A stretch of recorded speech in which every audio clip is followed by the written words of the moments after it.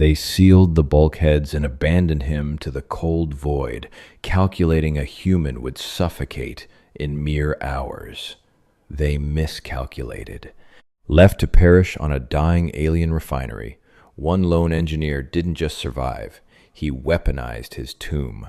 This is the story of humanity's greatest unauthorized retrofit. Caleb Foster wiped a smear of iridescent blue grease from his visor, his breath rasping heavily in the confined space of his helmet. At 42, Caleb had spent more than half his life in the dark, airless pockets of the galaxy. He had 2 degrees from MIT, had served a decade as a senior structural architect for Lockheed Martin's orbital division, and had designed thruster housings for SpaceX before the interstellar boom. He knew how machines breathed, how they stressed, and how they died. But the machine he was currently standing inside was not human.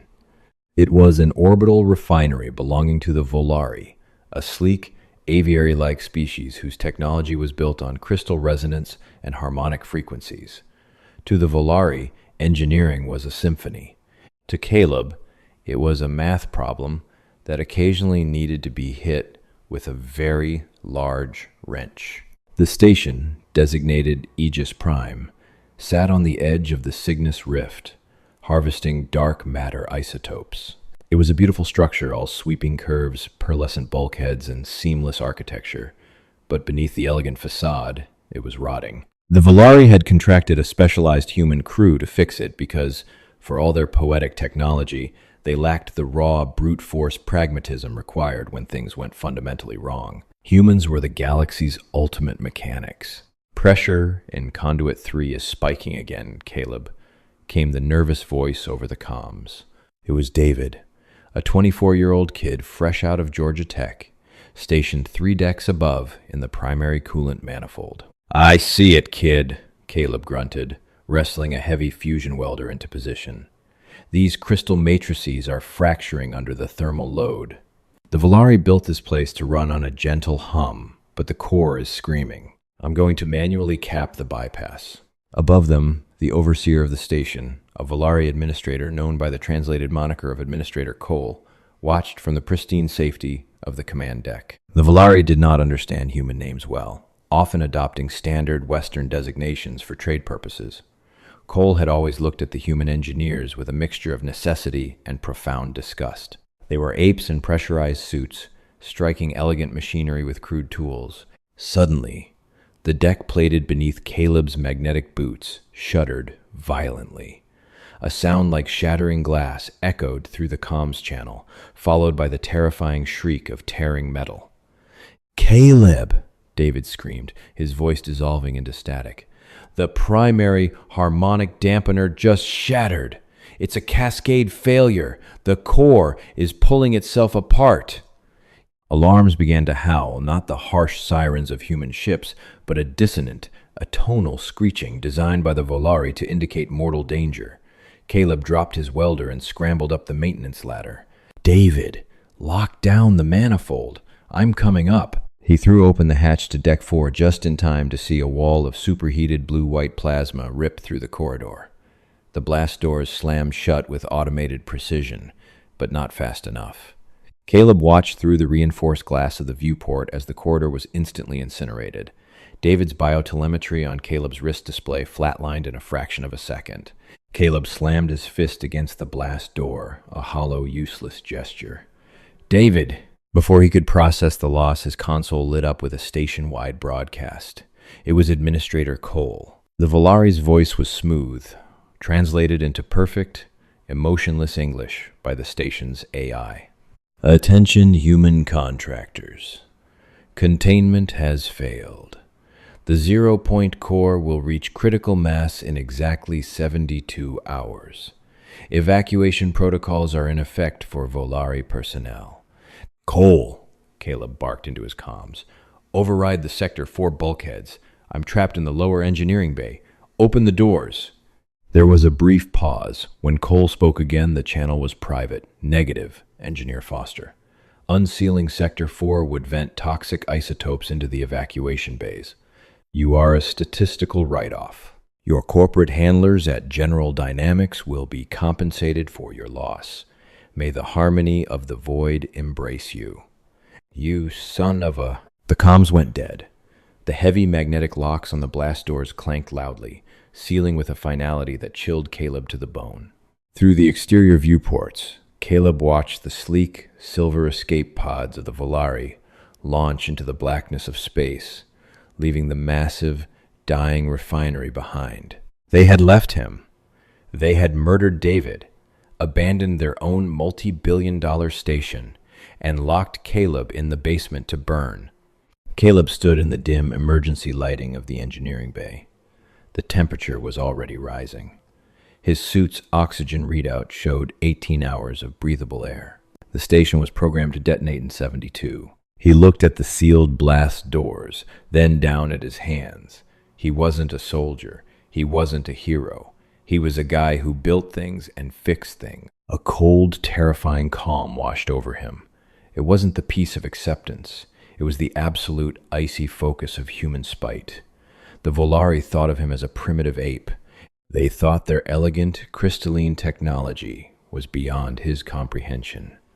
"All right," Caleb whispered to the empty humming room.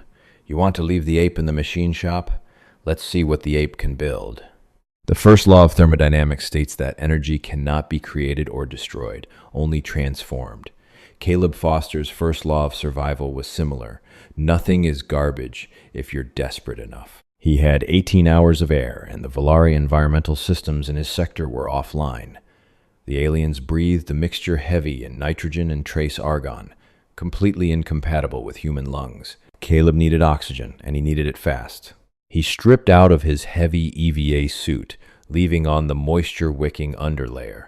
The heat in the engineering bay was climbing past 40 degrees Celsius. He grabbed a heavy kinetic crowbar, a standard human tool he'd smuggled aboard because he didn't trust laser cutters for leverage, and approached the sealed life support console. The Volari used harmonic purifiers, delicate crystal lattices that vibrated at specific frequencies to filter toxins from the air. Caleb smashed the console open with 3 brutal swings of the crowbar. "Beautiful," Caleb muttered, looking at the shattered, glowing shards, but useless. He bypassed the crystal completely. Digging through his supply crates, he found a bundle of carbon-scrubbing mesh from his Lockheed Martin days, designed for deep space mining rigs. He ripped out the Volari ventilation fan, rewired its power coupling using a crude copper bypass, and wrapped the human-made carbon mesh around the intake. It was ugly, it was loud, and it vibrated so violently it threatened to tear itself off the wall. But within minutes, the air in the room stopped tasting like metallic copper. His suit's external sensors confirmed the CO2 levels were dropping. He had air. Now he had to stop the station from becoming a localized supernova. Caleb descended into the sublevels, approaching the 0-point core. It was housed inside a massive spherical chamber lined with reflective plating. At the center, a sphere of angry, twisting blue light was expanding, eating away at its invisible containment field.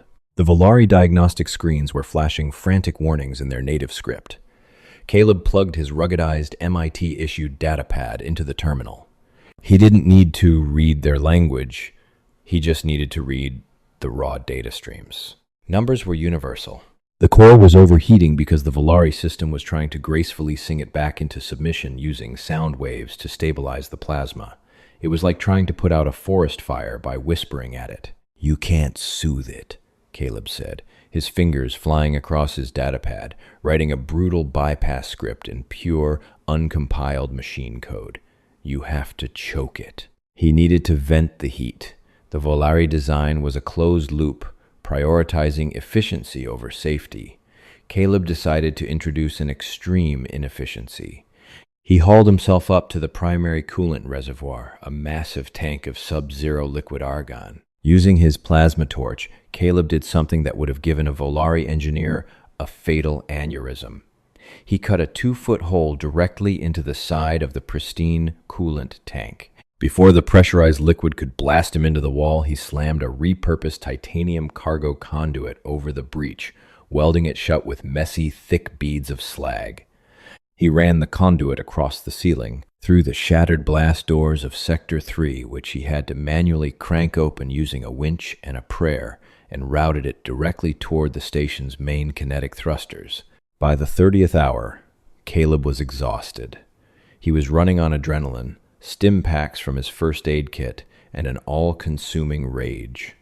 He was covered in burns, grease, and his own blood from a nasty gash on his forehead. He stood before the modified command console. He had bypassed the harmonic safeties. He had physically hot-wired a dying alien reactor to a crude, human-built exhaust pipe. Hold together, he prayed to the machine gods. He slammed his fist onto the manual override. Deep within the bowels of the station, a massive valve snapped open. Millions of gallons of liquid argon dumped directly into the superheated plasma chamber of the core. The reaction was instantaneous and violent. The argon flashed into vapor, absorbing an apocalyptic amount of heat. The pressure inside the core chamber spiked to impossible levels. For 10 agonizing seconds, the metal bulkheads groaned. The deck buckled. Caleb was thrown to his knees as the station violently shook.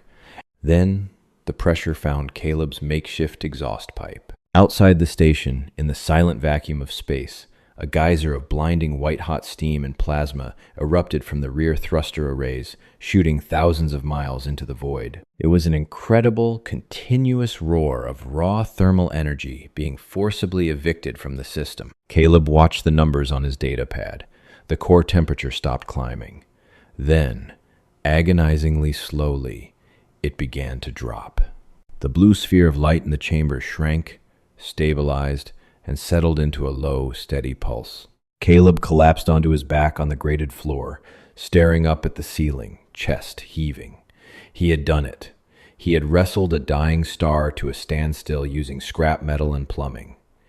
But as he lay there, listening to the new sounds of the station, no longer a gentle, chiming symphony, but the heavy, rhythmic thrumming of a massive, jury-rigged beast, a new thought crystallized in his mind. He was alive. He had a fully powered, massively reinforced deep space refinery at his disposal, and he had absolute overriding control of the station's automated maintenance drones. Administrator Cole and the Volari had left him to die, claiming the station was lost. They would undoubtedly file an insurance claim, erase the human crew from the logs, and forget about him.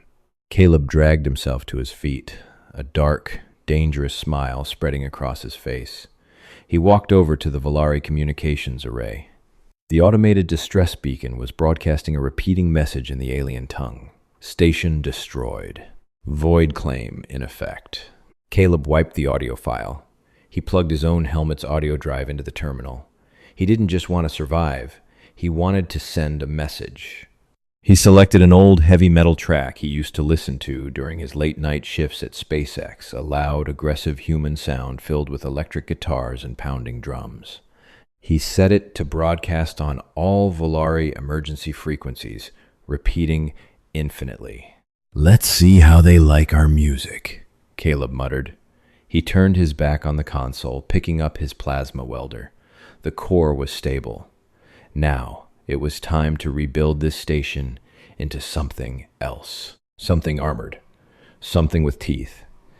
Caleb Foster was going to drive this station all the way to the Volari homeworld, and he was going to collect his paycheck. For 47 days, the Cygnus Rift echoed with the furious, mechanical drumbeat of human stubbornness. Aegis Prime, once a shining beacon of Volari architectural elegance, was unrecognizable. The pearlescent, sweeping bulkheads had been stripped away or covered over. In their place were jagged, brutalist slabs of ablative armor. Caleb Foster had not merely repaired the station, he had cannibalized its very soul, applying the harsh, unforgiving principles he had learned during his tenure consulting for DARPA and modifying naval destroyers for Huntington Ingalls Industries. Survival had quickly transitioned into an obsessive, industrialized crusade for vengeance. His first order of business had been the station's automated labor force. The Volari maintenance drones were delicate, multi-limbed machines designed to polish resonance crystals and gently align optical sensors. Caleb had dragged a dozen of them into the engineering bay, physically ripped out their harmonic receivers, and hardwired his own command interface into their neural processors, utilizing outdated but unhackable code strings from his early days at Boston Dynamics. Within a week, he had a small army of soot-covered, heavily modified drones. He reprogrammed them to weld, cut, and haul. They stripped the station's luxury quarters, ripping up titanium deck plates and melting down structural supports to forge thick, overlapping layers of kinetic armor around the central core and the command deck. Food had been a grim mathematical equation. The Volari botanical gardens were toxic to human biology. However, Caleb had found an emergency protein synthesizer in the medical bay. By isolating carbon, hydrogen, and oxygen from the station's waste management systems and combining them with trace minerals, he forced the synthesizer to produce a gray, tasteless paste. It had the texture of industrial sealant and the nutritional profile of military-grade survival rations, but it kept his heart beating. The true masterpiece, however, was the primary defensive array. Caleb knew the Volari would eventually return. A station like Aegis Prime, even if they believed it destroyed, contained millions of credits worth of salvageable dark matter isotopes. They would send a sweeper fleet to collect the insurance payout and quietly erase their failure. He intended to give them a spectacular welcome. The Volari did not use kinetic weapons. They viewed the act of throwing solid matter at an enemy as hopelessly primitive, preferring focused energy beams and sonic disruptors. Caleb, however, knew that Sir Isaac Newton was the deadliest force in space. He stripped the massive electromagnetic induction coils from the station's secondary dark matter extractors. Ripping open the exterior hull of Sector 2, he aligned the coils along a 200-meter length of repurposed cargo conduit. For ammunition, he didn't need anything sophisticated. He programmed his drones to mine raw, unrefined tungsten from the nearby asteroid field, casting the dense metal into cylindrical slugs the size of a city bus. He had built a crude, terrifyingly powerful magnetic railgun. On the 48th day, the proximity alarms on Caleb's newly designed tactical console screamed to life. The long-range sensors, which he had boosted by hot-wiring the station's communication array to the primary power grid, painted a massive contact dropping out of hyperspace. Caleb sat in the command chair, his face covered in a thick beard and a layer of grease, his eyes burning with exhausted, predatory anticipation. On the main monitor, the Volari vessel materialized. It was a salvage dreadnought, the Symphonic Grace, commanded by none other than Administrator Cole. It was a beautiful, terrifying ship shaped like a silver crescent moon and bristling with high-yield plasma lances.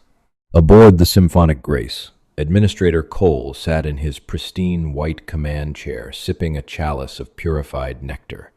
He was reviewing the final insurance manifesto for Aegis Prime. The human corporation, General Dynamics, had already accepted the settlement for the loss of their 2 contractors.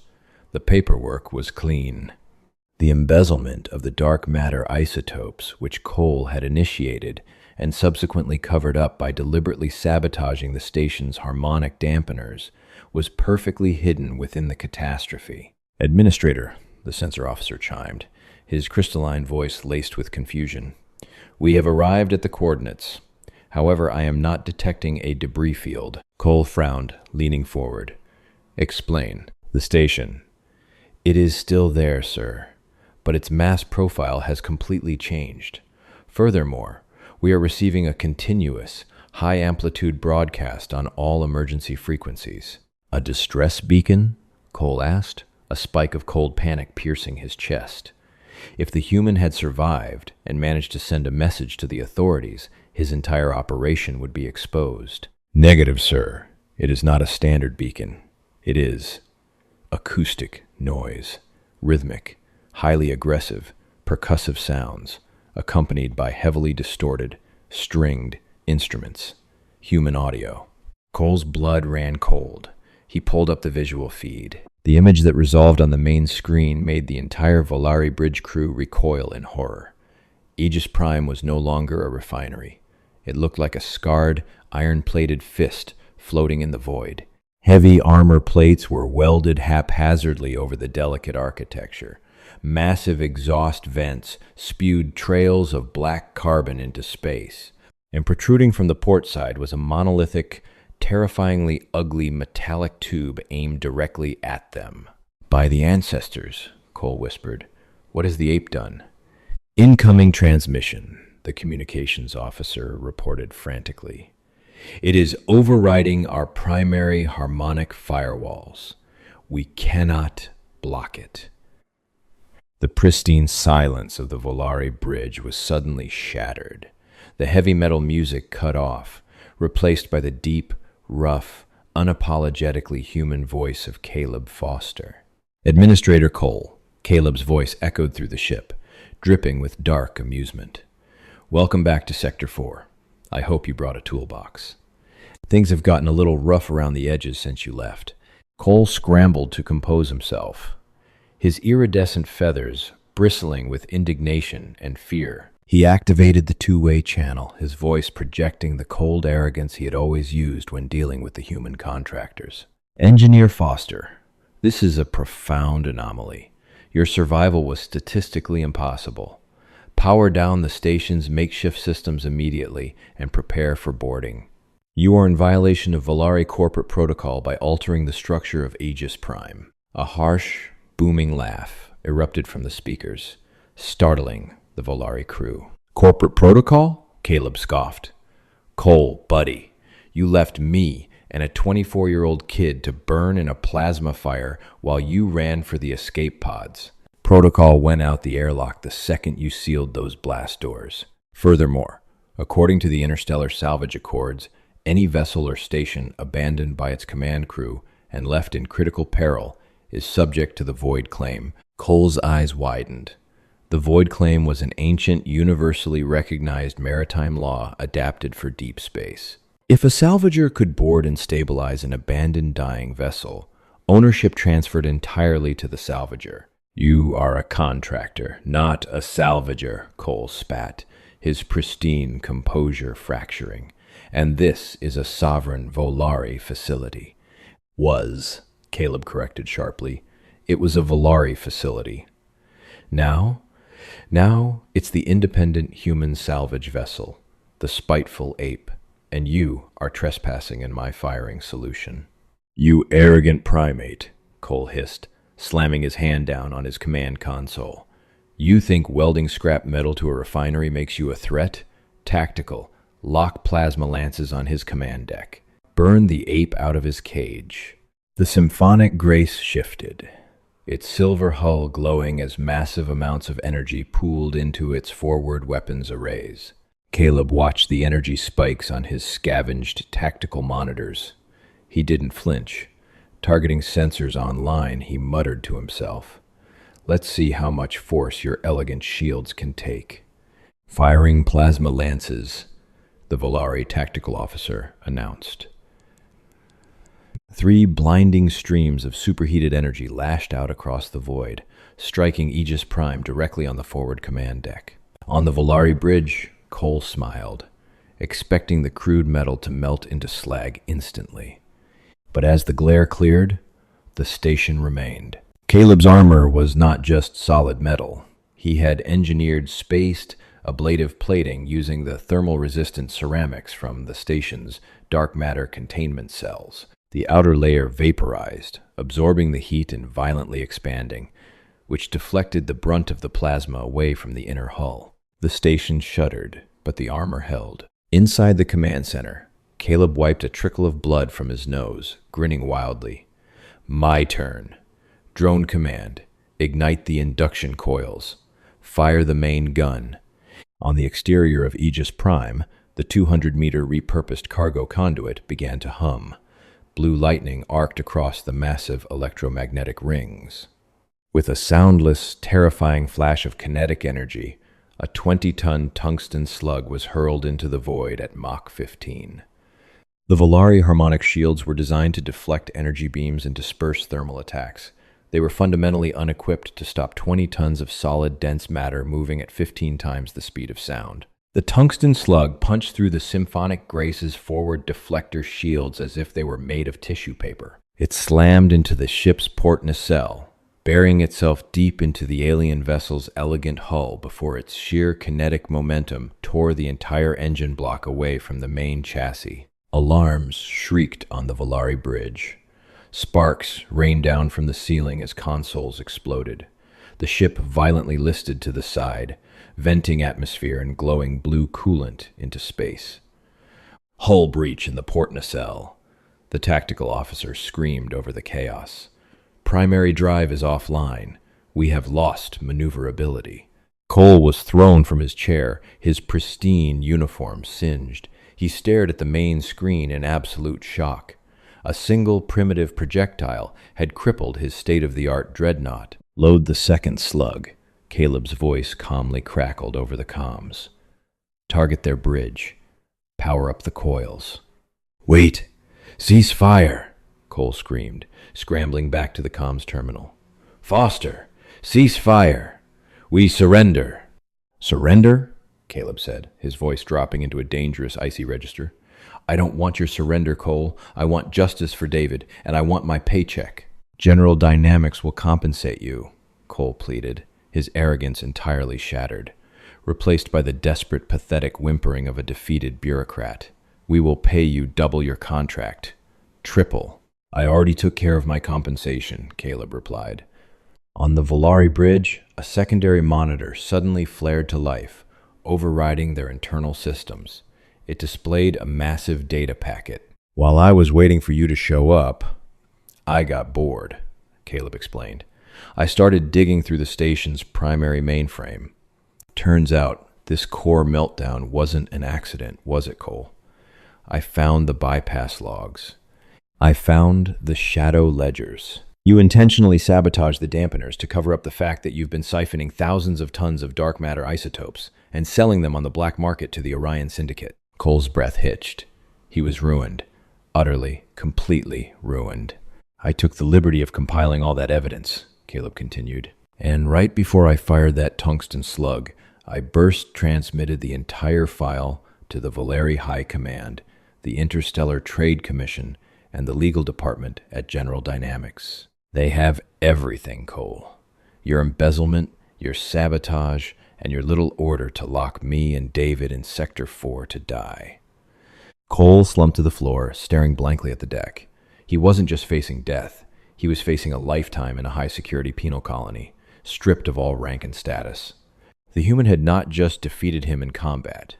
He had systematically dismantled his entire life.